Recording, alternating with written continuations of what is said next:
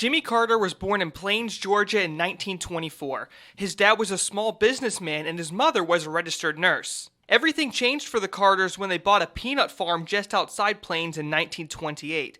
The Carters began to grow peanuts, cotton, sugarcane, and opened a small store to sell crops. A year later, when the future president was only 5, he had an idea. Taking inspiration from his family business, Jimmy Carter began selling boiled peanuts on the streets of Plains to make money. Carter said he always felt like a visitor to the small Georgia town when he sold his peanuts, but he did start to make a name for himself around the community. A few years later, his family had a massive surplus of cotton. This is where the young Carter had another idea. He bought some cotton from his family's shop and stored it for 3 years until there was a drought that destroyed the cotton crop. He then sold what he saved at a profit. It wasn't all hard work for the Carter family. They were known for their competitive spirit. The Carters had a clay tennis court between the store and their home. Jimmy in his childhood also enjoyed hunting, fishing, and listening to the radio. Even during the Great Depression, his family was doing well. Carter said there was always plenty to eat, and the family had just enough money to support themselves through the 1930s. Finally, in 1938, the family farm received a couple things that many of us take for granted today: